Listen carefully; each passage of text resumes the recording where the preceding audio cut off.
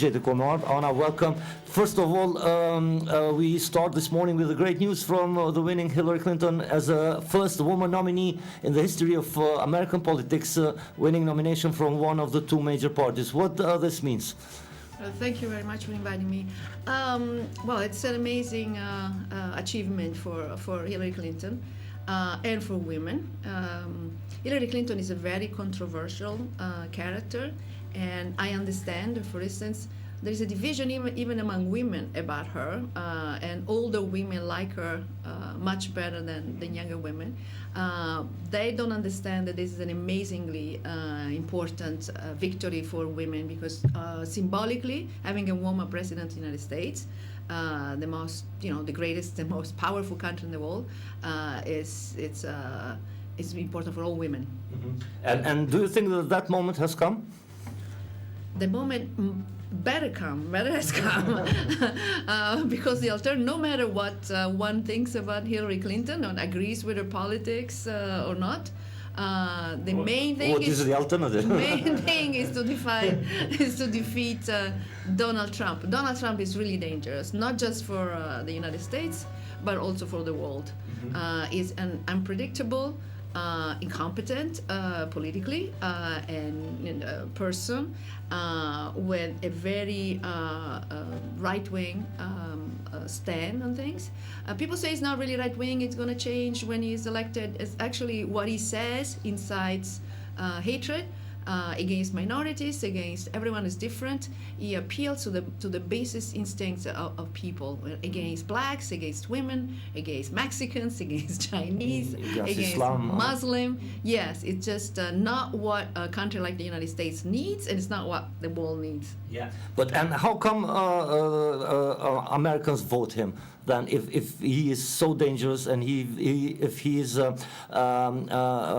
calling all these wrong and hateful things? Because to tell the truth, I am also surprised because I never heard one solution that he gave for solving things. He just say, "We're going to make America great, we're going to put the wall," and nothing else. How come Americans vote him? It's not Americans who are voting him. First of all, the Republican Party is smaller than the Democratic Party, and if you look even at the numbers of the votes that were cast in the primaries, fewer people voted in the Republican Party, and a minority of this, well, I would say at this point a majority, but for a long time at the beginning of the primaries, it wasn't all the Republican Party who was voting for Donald Trump.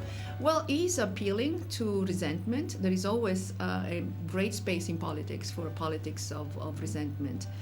Fortunately, most of the time, it's not the majority of the people. There are people who are disappointed. There are people who want more from their politics, from their government. He appeals to those instincts. It appeals to everyone who feels marginalized. And he has a language. I think the language is very important in this case. He's kind of reacting against what we call political correctness. And he's really speaking from his belly, from his guts. He's saying what in polite conversation we wouldn't say. You have even Albanian words that you cannot say.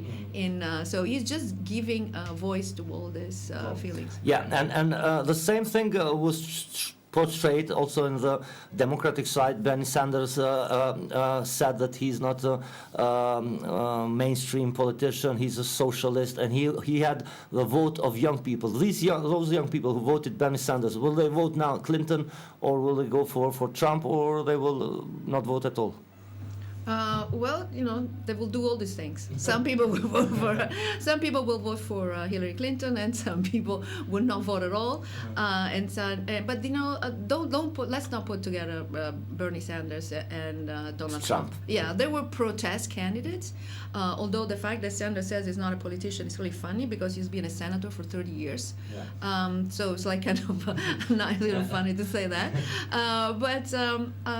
What we hope is that Sanders really comes to his senses and encourages his voters to vote for Hillary Clinton. There is one main goal in November: to defeat Donald Trump.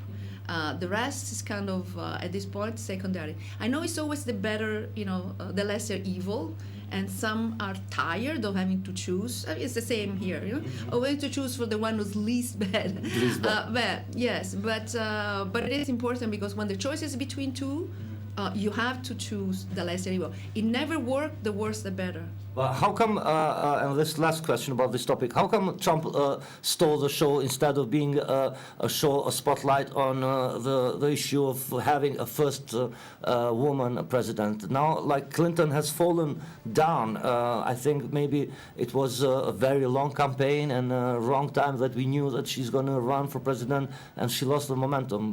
Is that dangerous? I think you should ask the media, who give Trump a free pass. He hasn't been criticized at all about his business. He went bankrupt 4 times, and he sells himself as a successful businessman. He's a fraud in so many ways, and none of his business dealings have been investigated. You know, Hillary Clinton has been investigated, you know, emails, even when she goes to the bathroom, I think they know what she does, but not Donald Trump. You know, he also had this kind of criticism about, you know, the women, but that's not the issue. I mean, that's one issue, but there are, you know, major issues about his competence as a manager, as a businessman, as a man, and that's not being investigated because he's good spectacle. It's a good show. He makes people laugh because he says n'importe quoi. You know, he just says anything comes to his mind. And Jimmy Fallon also is a good. He makes people laugh, so he's not running for president. Okay, yeah, unfortunately. Better than other choices. I agree. Okay, you came in Pristina after spending time in Belgrade as part of the festival Mirëdita Dobar Dan, where your documentary was shown. You went to Belgrade, which a couple of years ago didn't allow you to go when you had the printing of the book on songs about the Battle of Kosovo. How were you accepted in Belgrade?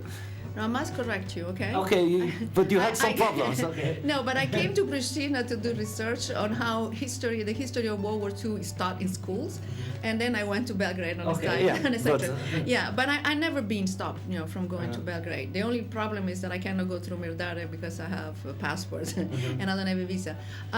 You know, Belgrade is a big city, you know, that and I'm always welcome, especially because I see the same people who are very nice and they have a very good positive attitude toward Kosovo and the world. Mirëdita Dobar Dan is a very nice initiative because it allows people to exchange ideas and artistic production. And it takes place in this amazing center, which is the Center for Cultural Decontamination.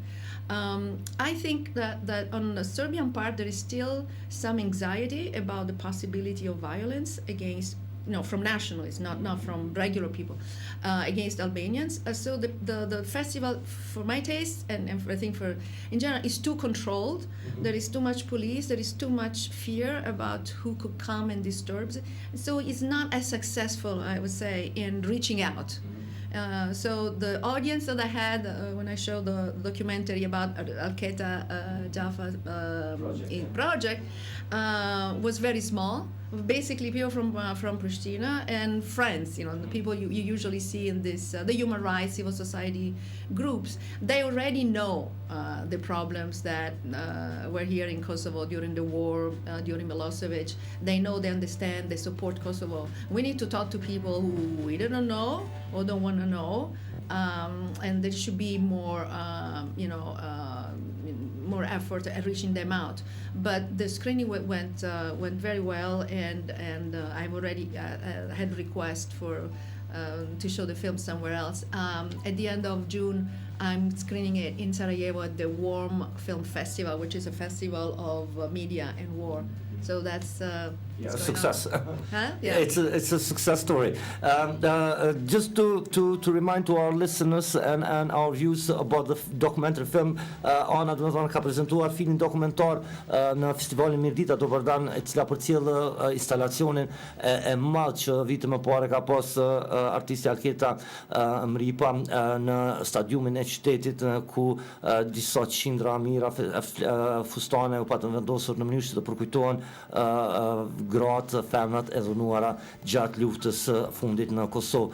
Dhe si tha Ana, përpas prezantimit që e ka bërë në Beograd, ka marrë ftesa dhe tash do të prezantohet edhe në festivalin e luftës dhe media, në festivali filmit Warm në Sarajevo gjatë kësaj vere. Ana, what do you think about the project project that Al-Qaeda did it reached its goal? Did it raise awareness about this issue, or first of all in Kosovo society? Because I think that we have a problem here facing this issue, and regionally. Well, it's hard to say, but I know it made a difference for the survivors who felt really good during the process. And when they come to the documentary, and watch the documentary, they feel the solidarity of the society, and that's kind of, this is very good. I know that it has helped some more people come forward and speak out about what happened to them. I also know I had this really interesting meeting with Besa Ismaili, who's a member of the Islamic community leadership, and she said that they talked about in all mosques one Friday. They encourage people to express solidarity to survivors, and it made enormous difference, I think, outside Kosovo, because Al-Qaeda and I have been screening the films. Al-Qaeda in the UK, she showed at LSE. I showed it in New York. School of Economics, yeah. Yeah, and people are surprised because they really they know about Bosnia, and they know about the rape in Bosnia during the war, but they have no idea about Kosovo, and that has opened their eyes about what happened in Kosovo and how much people suffer in Kosovo. So that's good. Ja, sepse do me thonë çështja e dhunimeve për fat keq shenjë ton është mshefur disi thu që femrat janë fajtore, dhe fakti se dokumentari i Anës dhe Al-Qaedës është prezantuar edhe në Londër, në London School of Economics, apo edhe në New York, i ka befacuar pra qytetarët atje që kanë shqyquar, sepse e din për rastet në Bosnë, por nuk e din edhe për gati 30.000 dhunime që kanë ndodhur gjatë luftës në Kosovë. Okay, we thank you in the name of Kosovo for this success. Yes, can you? The film is available with Serbian subtitles, so it can be shown everywhere in Serbia if they want to watch it. Yeah. But you didn't have any of these kind of invitations, maybe not planned to be screened in Belgrade, somewhere else in Serbia? Not yet. No, but there will be. But there are some ideas of screening it in universities. I got this request, so who knows? Who knows? Yeah. Okay. And at the end, we will talk about the project that initially urged you to come here, and it's about the history of the Second World War. Tell us a bit more. What are you working on? Well, I'm working on we figured out there are a lot of research. There's a lot of research on how the history textbooks talk about history in Kosovo. I'm interested in World War II. But there is no research on how the teachers in high school really teach this history, because the difference, and in fact in this research I already found out that there are differences depending on the region, depending on the generation of the teachers, and there are many differences, but what is coming out is that there are still taboo themes about World War II. For instance, the massacre of Tiveri and the war in Drenica is not really discussed, and there's only a very short mention. Even in Kosovo now? In Kosovo. In Kosovo, Albania. some books don't even mention it. Others just have one line, and I think that they have really the wrong approach, because this was not an ethnic war at the time. It was a civil war, and it was an ideological war, communist partisans against the rest. So it should be looked at that way. It wasn't Serbs against Albanians. Albanians were killed, but it was not an ethnic war. I think the discovery more about the dynamic of this war will be very important for recognizing what history is, which is complicated. It's not just us versus them. Black and white. It's not black and white. Yeah, and what would be the end result of this research? A study or book or a conference? Yeah, well, I do this within the framework of the Oral History Initiative, which is my project I direct. I co-founded with the Kosovo Women's Network, and it's going to be a report and then an academic paper, and also when we have the results we're going to start some discussion in the media About that. Okay. Do me thonë, kjo bëhet në kuadër të projektit cilën Ana e ka financuar dhe e realizon në bashkëpunim edhe me rrjetin e grave kosovare që është Oral History që ka filluar tash e disa vite. Okay, so you find yourself pretty busy, continuing still young and working. What is besides this? What is your next project besides going to Sarajevo to the screening of the movie, which you can share with us now? Well, the Oral History Initiative, which is now an independent NGO, is doing research, and if you look at our Facebook and our website, which is oralhistorykosovo.org, and we're going to have a new website soon, is doing research on World War II and on the Pajtimi Gjaqeve of the 1990s. We have interviewed the major protagonists of that campaign, those who are still alive, and other people, and we have photos, and we're planning a book.